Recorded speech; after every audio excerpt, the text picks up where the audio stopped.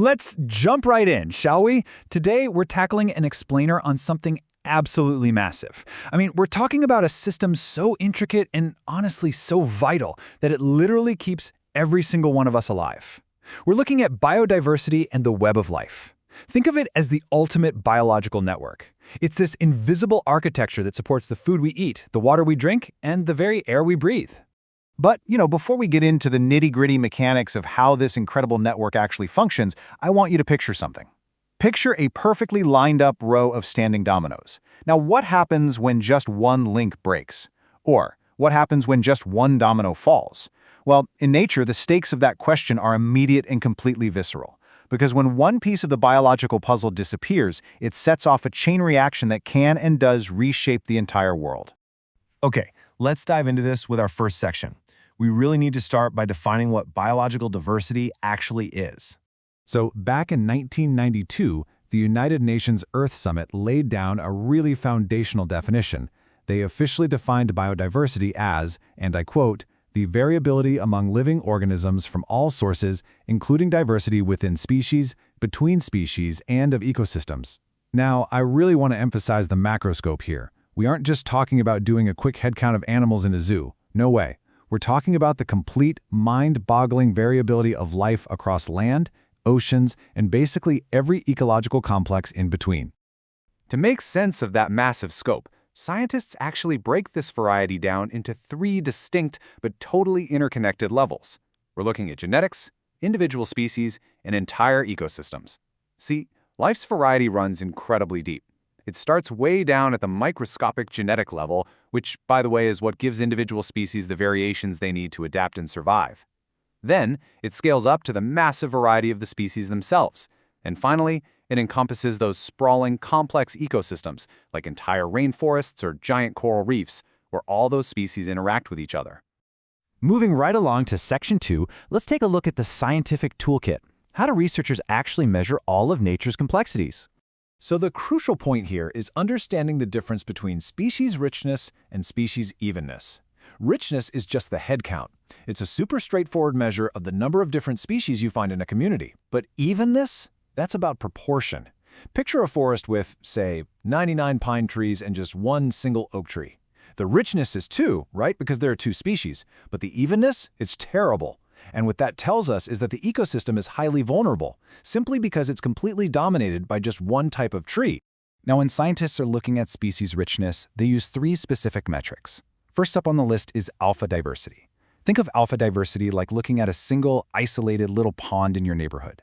It refers to the diversity within a very particular, localized area or ecosystem.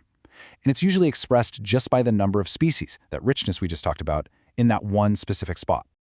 Seamlessly stepping up from that local pond, we get beta diversity. And this one is all about comparison. Beta diversity measures the change in the amount of species when you move across boundaries from one ecosystem to another. It's literally how scientists look at the differences between neighboring environments. So, for example, it's the measurement you'd get when you compare the species in that isolated neighborhood pond to the species in the woods right next to it. Finally, we are going to zoom all the way out to gamma diversity. This wraps up our measurement metrics by looking at the big picture. Think of it like measuring the entirety of a mountain range or even a whole state.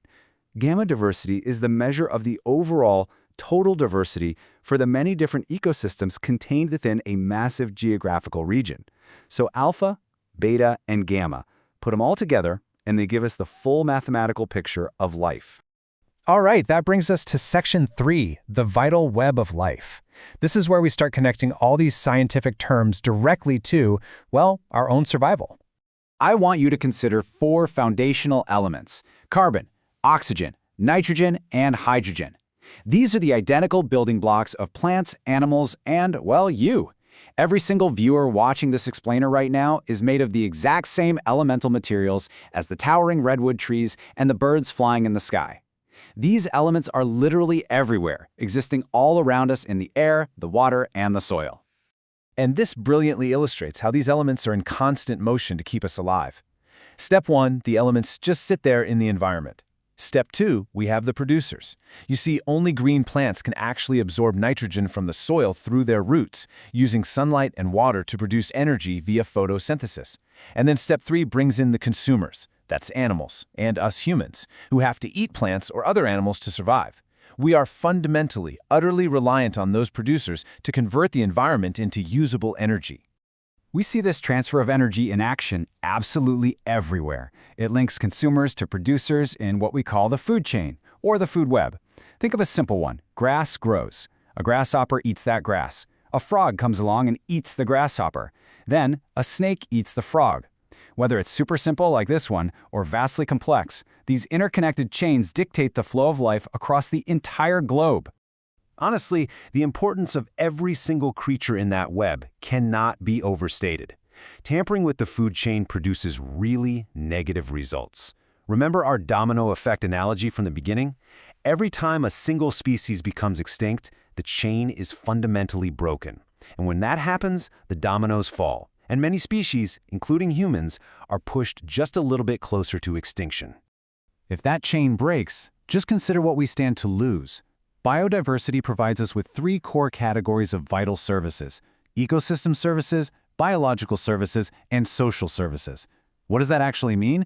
Well, it means everything from the biological filtration of our drinking water to the raw materials for our medicine to the economic foundations of all human agriculture. Without the web of life functioning properly, the natural support systems that humanity relies upon simply collapse. Which brings us to a tough topic in Section 4. Let's look at exactly why we lose biodiversity and what's causing these dominoes to fall. Loss generally occurs when a species is destroyed directly or its habitat is damaged.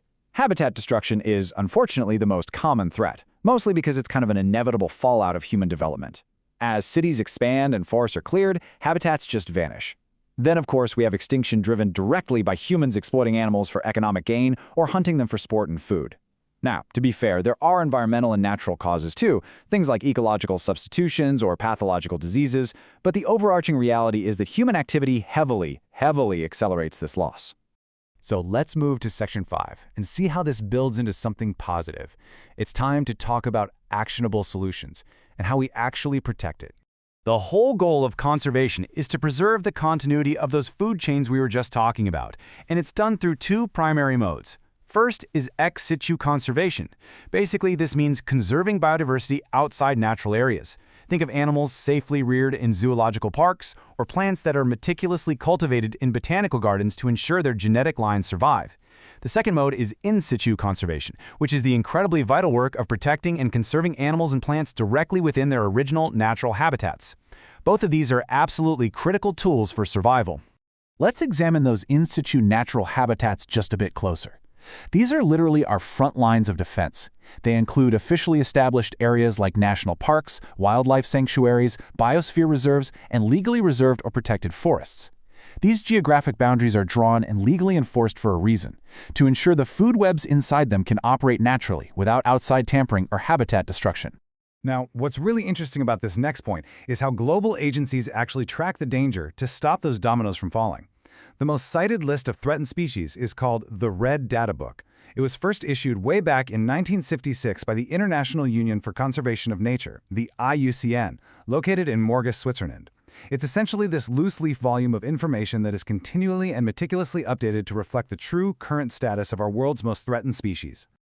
The Red Data Book keeps the score for sure, but it is ultimately up to us to change the outcome.